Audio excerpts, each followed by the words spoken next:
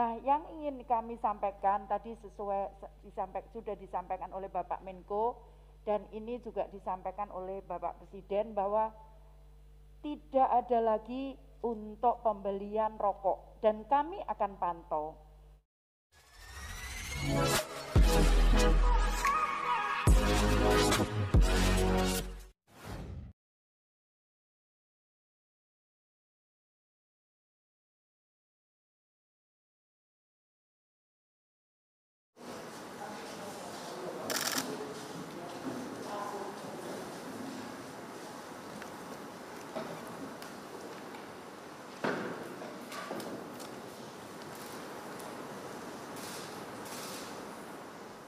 Bismillahirrahmanirrahim. Assalamualaikum warahmatullahi wabarakatuh.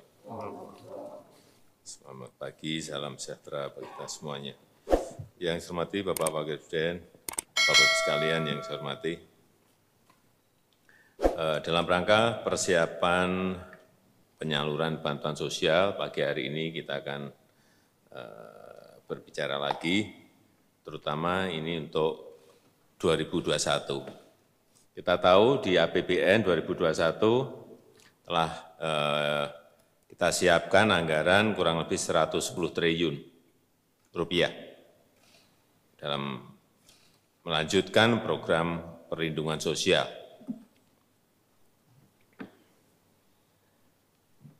Itu digunakan untuk program kartu sembako 45,1 triliun, yang ini untuk penyaluran bansos pangan untuk 18,8 juta penerima manfaat, masing-masing 200.000 per bulan per penerima.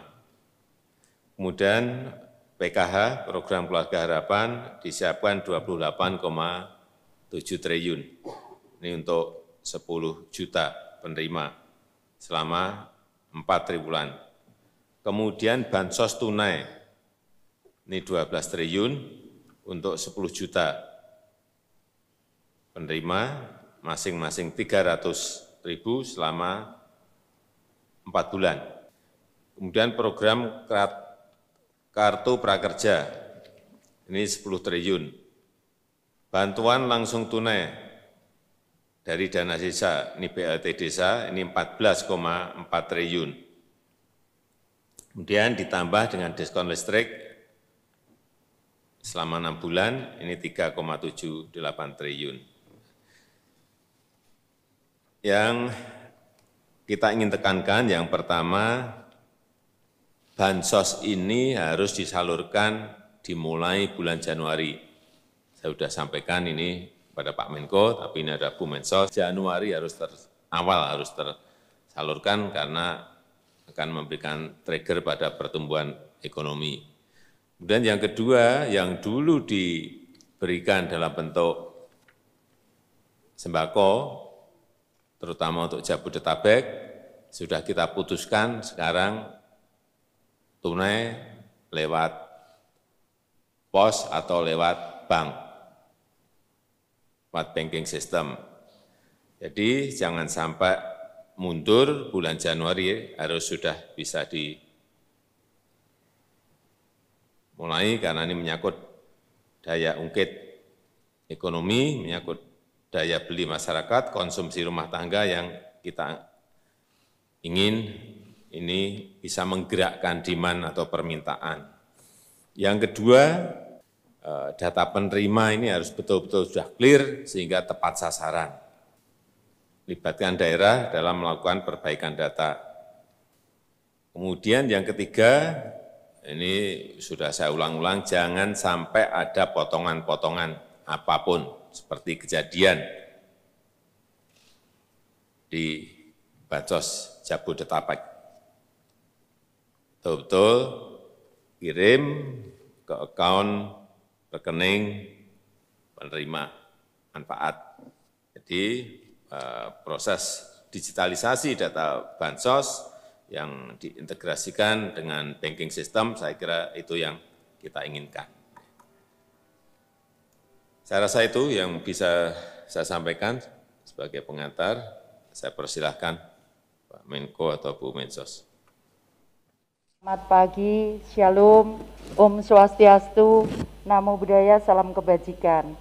Jadi Bapak Ibu sekalian, untuk tahun 2021 untuk bantuan-bantuan yang rutin diberikan oleh pemerintah itu datanya saat ini sudah hampir final. Kenapa hampir? Karena kita akan mengembalikan hari ini ke daerah dan itu harus kembali ke pemerintah pusat tanggal 1 Januari. Bu, 1 Januari libur, kita nggak ada libur. Karena saya ingin menyampaikan sesuai dengan instruksi Bapak Presiden bahwa minggu pertama bulan Januari bantuan ini sudah bisa diberikan kepada penerima manfaat bantuan. Kenapa demikian? Karena itu akan membantu perekonomian di daerah supaya tidak turun dengan perputaran. Karena kalau kita lihat, kalau misalkan bantuan untuk sembako itu rata-rata satu bulannya itu 3,76 triliun. Kalau dibagi 500 sekian daerah, kurang lebih ada sekitar 60 miliaran di daerah, sehingga dan itu berputar untuk permakanan. Maksudnya kebutuhan pokok, artinya akan ada perputaran uang yang cukup besar di daerah. Nah, kemudian kita dengan PT POS akan menyalurkannya kurang lebih mulai tanggal 4 Januari. Kita berharap 1 minggu itu bisa kelar di seluruh Indonesia, tapi memang ada yang khusus seperti di Papua yang mungkin mekanismenya sangat berbeda. Nah, kami ingin menyampaikan sebagaimana tadi disampaikan oleh Bapak Menko bahwa penerima program sembako atau BPNT itu tahun ini adalah 18,8 juta penerima dan kurang lebih, 200.000 per bulan. Itu akan diberikan mulai Januari sampai dengan Desember. Nah, yang ingin kami sampaikan tadi sudah disampaikan oleh Bapak Menko dan ini juga disampaikan oleh Bapak Presiden bahwa tidak ada lagi untuk pembelian rokok dan kami akan pantau. Kami akan pantau karena insya Allah bulan Februari kami sudah akan menyiapkan tools, alat untuk kami akan mengetahui belanja apa saja yang akan dengan uang itu dibelanjakan untuk apa saja. Jadi karena itu kita berharap sekali lagi karena itu akan berpengaruh terhadap rencana-rencana yang sudah dilakukan oleh pemerintah, jangan kemudian karena beri rokok dan kemudian menjadi sakit. Nah, kemudian untuk program bantuan sosial tunai, itu tahun 2021 itu penerimanya adalah 10 juta, termasuk ini seluruh Indonesia, termasuk dari Jabodetabek. Kemudian penyalurnya adalah PT POS. Dan untuk indeks bantuan per bulannya adalah 300.000 per penerima manfaat. Dan itu kita diberikan oleh pemerintah itu hingga jadi Januari, Februari, Maret, April, selama 4 bulan. Jadi tidak utuh selama 1 tahun seperti program PKH. Karena itu sekali lagi kami juga akan lakukan untuk kontrol untuk pembeliannya. Kami akan buatkan edaran untuk belanja apa saja yang bisa digunakan. Kemudian yang berikutnya adalah PKH. Untuk tahun 2021 itu adalah 10 juta penerima manfaat dan penyalurnya adalah Himbara atau Himpunan Bank yang ada di pemerintah. Itu penggunaannya adalah untuk ibu hamil, kemudian anak usia dini, kemudian anak sekolah, kemudian penyandang disabilitas, dan kemudian lanjut usia. Ini akan diberikan mulai bulan Januari sampai dengan selama tiap 3 bulan sekali. Tahap pertama Januari, tahap kedua bulan April, tahap ketiga bulan Juli, dan tahap keempat bulan Oktober.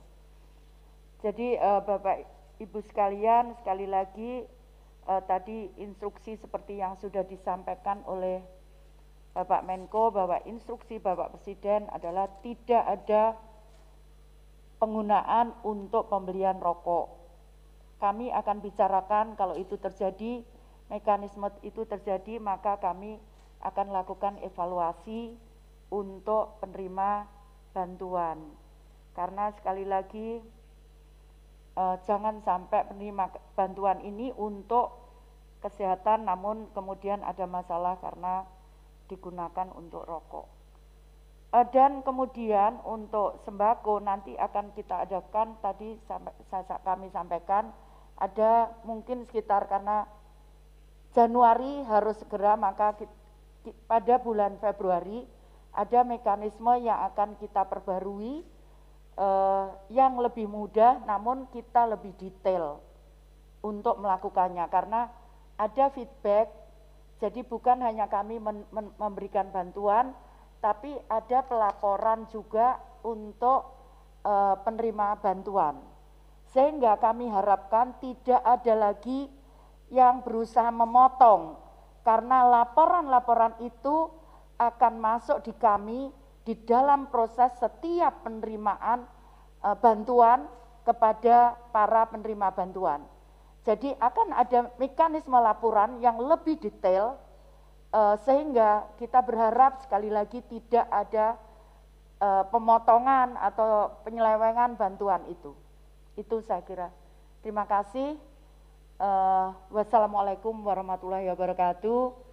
Shalom, Om Santi, Santi, Santi, Om Namo Buddhaya, salam kebajikan.